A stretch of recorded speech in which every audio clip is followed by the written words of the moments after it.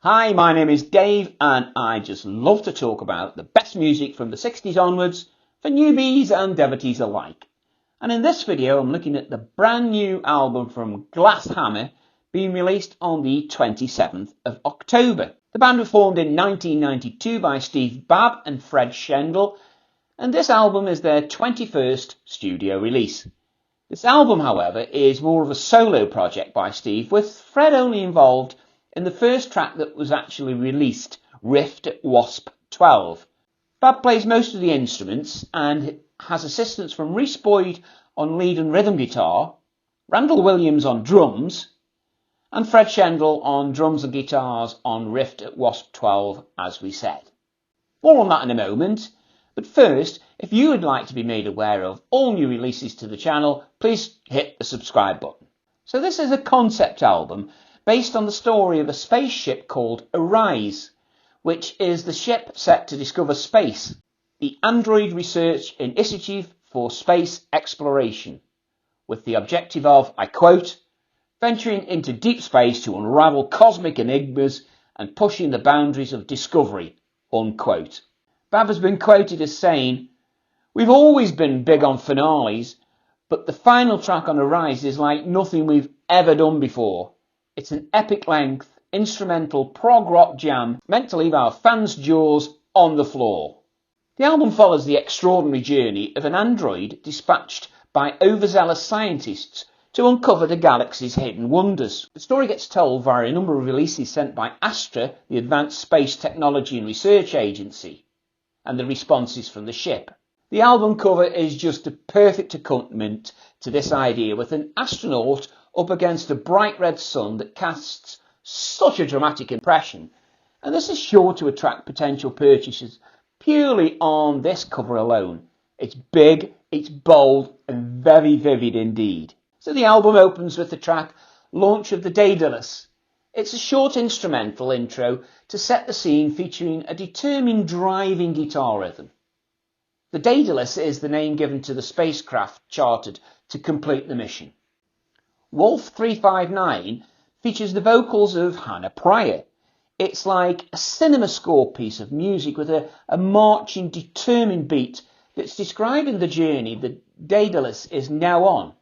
It's a heavy track, but Pryor is up to it and delivers a determined effort with the vocals against the backdrop of these big synth statements. She sings, "Here I go riding on a flame through the sky. I'm burning brighter than the sun."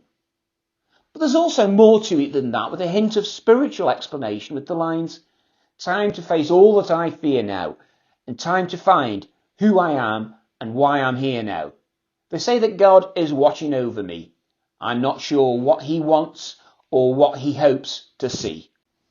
Arian, open parentheses, 18 Delphini B, close parentheses, and here Steve Babb takes on the vocals for the verses, and delivers a strong performance, even though his voice has been actively electronically enhanced. It's a powerful opening with drum, bass and guitar all competing for the limelight. There's even some Hammond organ in there I can hear, which is just perfect for me. Hannah again is on the vocals for the chorus, just to mix it up a bit. Such a powerhouse. Now there's a super instrumental break that's just full of creativity. And all in all, it's a classic rock track. It's the best track so far, Mare Serenum. Now this includes the first transmission from the spaceship Arise, and this comes here giving an update on the progress and states that the mission has landed on the planet Mare Serenum. The music has a slower, more dreamlike start, heavy on synths again. It's an instrumental, but it's like a message being typed by a cosmic typewriter. You can just picture what is being said via the music. The track also gets a bit krautrock as another of the amazing styles utilised on this album. Lost is the next track, and there's another Arise transmission, and this time it's identifying the presence of a persistent existence attached to the spaceship. Now this is a split track with an opening instrumental before exquisite vocals are introduced to complete the track. So the extended instrumental opening supports the feeling of a loss of control that this track may be referring to. But until I get the lyrics, it's not really clear. It pounds and pulses in what feels like a major blowout somewhere within the vessel. Luckily, the wait is not too long, and Hannah supplies the missing piece to digest.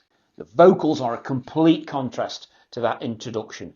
They're soft, gentle and explanatory to set minds at rest. She sings of the feelings of humanity by the android, this central character in this concept. Rift at Wasp 12. Now, the transmission from the ship this time details that a massive rift has appeared, allowing additional threats to the mission. Already released, I've already completed a reaction to this track. There'll be a link to that in the description box below, and one above. This is the only track that Fred Schendel appears on, as we mentioned. That strange bass-led opening before it all kicks off with those monotone-sounding lyrics. If there is a rift within the band, this is the track that explains it, but still maintains the spiritual hopes in one piece. There are just small changes to the music as the track progresses.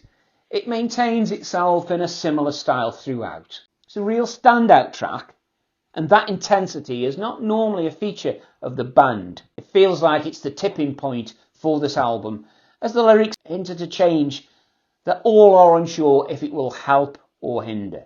Proxima Centauri B. There is a statement issued by Astra regarding the probable loss of the ship Arise, even though there have been transmissions from this ship. So this track starts with a mega heavy opening. It's all grunge laden before Hannah Pryor bursts in with the most powerful singing so far. The lyrics do speak of lost control, but also loss of life. Nothing can save you now, Pryor sings. There's a nice electronic break, albeit with massive bass continuing. It really is a track of desperation to me. Some really nice guitar work here from Steve Babb. There's an epic crescendo, and it's overall a very good track indeed. We're on to the title track now, and the transmission from Arise is that it's a call out for help whilst referencing unnamed horrors that evidently exist. It's title track time here, and Hannah Pryor takes on the vocals for this 12-minute epic. There's that strong electronic opening, loud drums creating a pathway the ship is probably travelling along.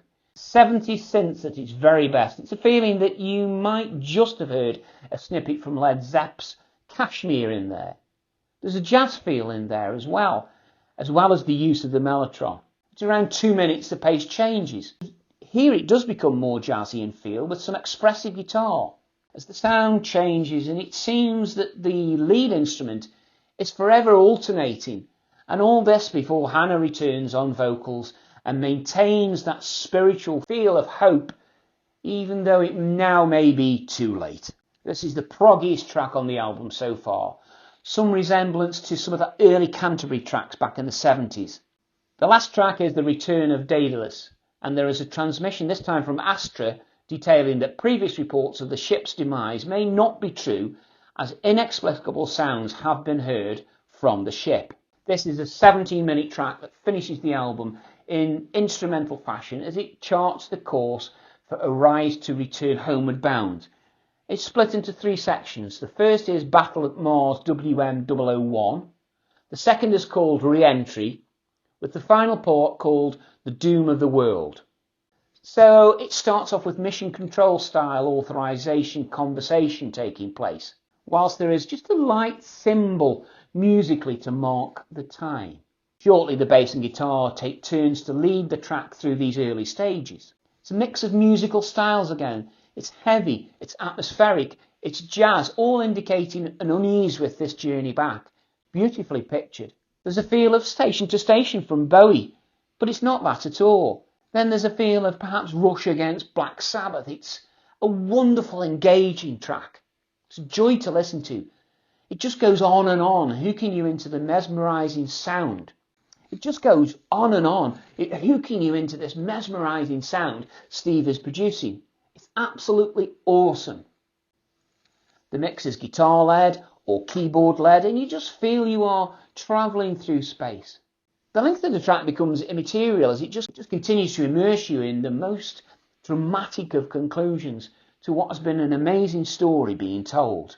Just one lyric in the song, and it's the very final line, "Nevermore to roam," and that is the chilling final thought from this album. The album is an incredible amalgamation of so many musical styles, so dear to us all. Prog rock, 70s hard rock, psych rock, doom, and even a definitive 80s vibe. I found the album very difficult to get into to begin with because I didn't view it through the storyline that really transformed it for me. You may want to consider this when you listen to it. Arise will at times leave you open-mouthed, especially during that amazing finale, at its audacity and sheer brilliance. And it's just an experience, especially as I have not heard anything from the band before.